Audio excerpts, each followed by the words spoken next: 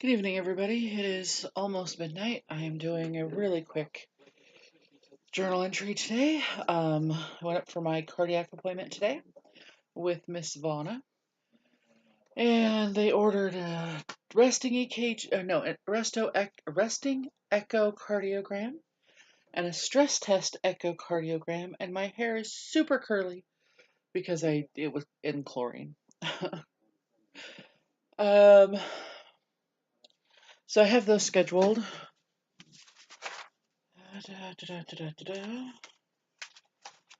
For Valentine's Day. So that'll be fun. That's my Valentine's Day. I get to go up on the hill and spend the entire day there.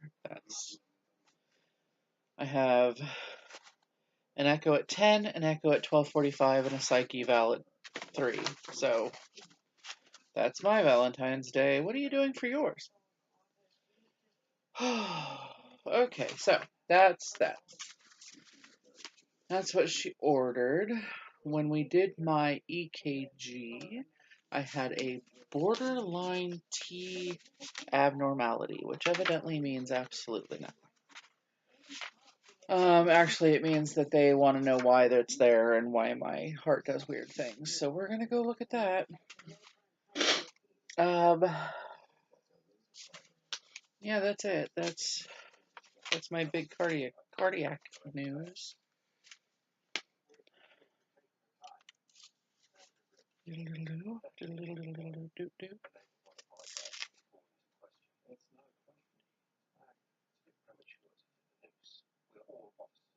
Okay. Okay, so on Wednesdays we're gonna start talking about addictions and my therapy and my DDA, because usually I do therapy on Wednesdays or I do a meeting on Wednesdays. So today I ended up doing neither because of my trip up the hill. But yesterday I did my relapse prevention therapy, and I'm very close to my 90 days, so I'll be out of that program in a little bit.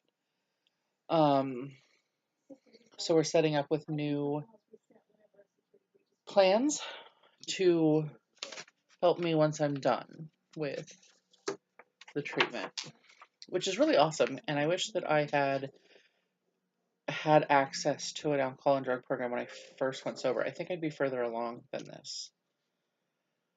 So, what they gave me is the 17 relapse triggers and a plan for developing a winning relapse prevention course of action. So it's literally like the top 17 triggers, putting yourself in difficult situations, like visiting your favorite hangouts and bars or hanging out with people who still use.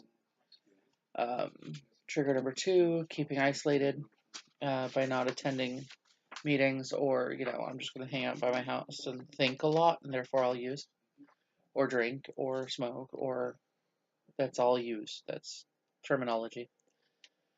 Relapse trigger 3, keeping any form of alcohol or drug paraphernalia in the house.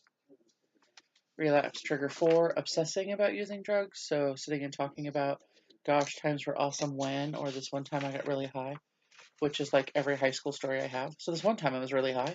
It's like everything I do.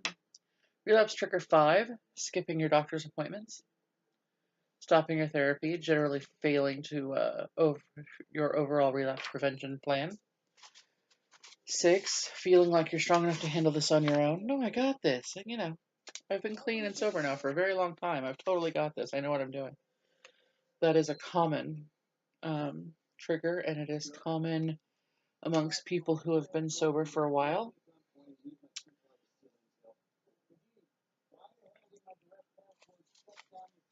Relapse trigger 6, feeling like you're strong enough to handle your own. I just said that. I'm so sorry. I am super tired. I really want to sleep. I've got a long day tomorrow, too. And a long day Friday, and a long day Saturday. And I hope not a long day Sunday. Number 7, having a strained relationship with a spouse who still uses alcohol or drugs. That is a big thing. Yeah. That's a thing. Relapse trigger 8, setting your expectations too high, being hard on yourself when things don't go perfectly. I have a habit.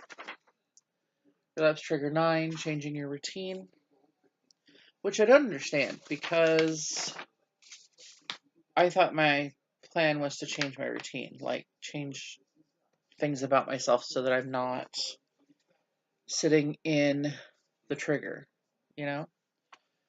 But I guess you can do that too much, and then you have no way to feel, you don't feel like you're in control.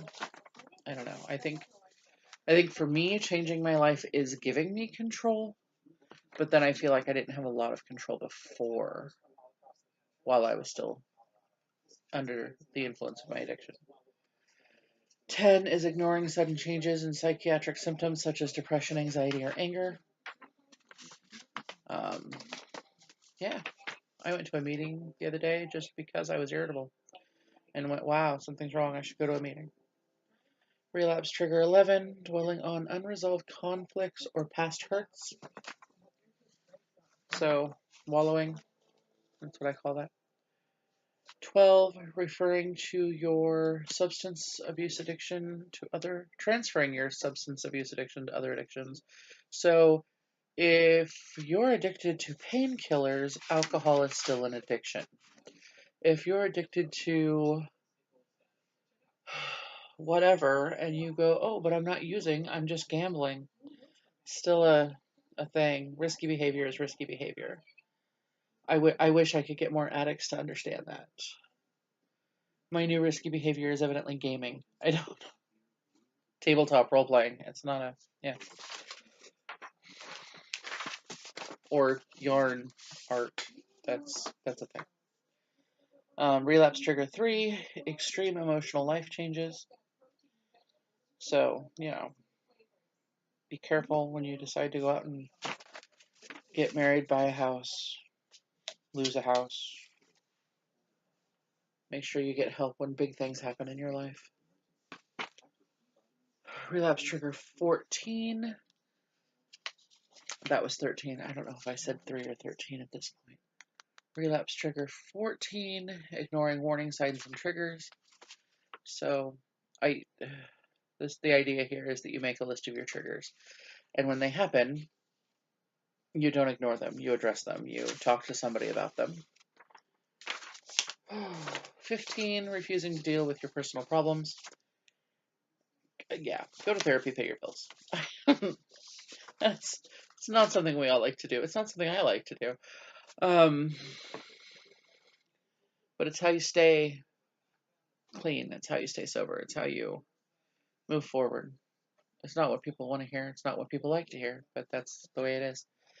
Relapse trigger 16, not having awareness of your limitations. And 17 is stopping your medication against doctor's advice. So this is a really thick packet. And I'm supposed to, take notes and go through this and come up with my own prevention plan through this, which I will. I mean, not tonight, but I will. I'll do that next week.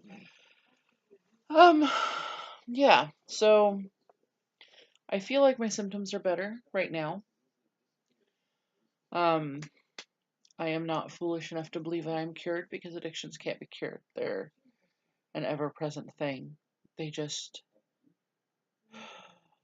their influence over your life and your influence over them ebbs and flows.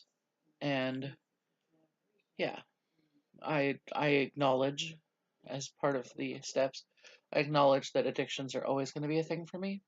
I have a very addictive personality, and I get addicted to foods and drinks and alcohol and sensations. I'm not completely positive that my actual addiction is a substance. It's more of the feeling and sensation I get from the substance. I'm a big sensation junkie, so that is a fact. But that's where I'm going to leave this tonight. It's a short journal entry, but it is an entry. There you go. And tomorrow, our topic is life hacks. And we're going to talk about, I'm not sure. There might be a Lincoln tomorrow. No, there won't be a Lincoln tomorrow. There are doctor's appointments tomorrow. So I might get something from my car, and we might have a life hack about snacks and how to take them with me, and or I don't know, something will come to me while I'm out, I guess. All right, I'll see you tomorrow. Have a good night.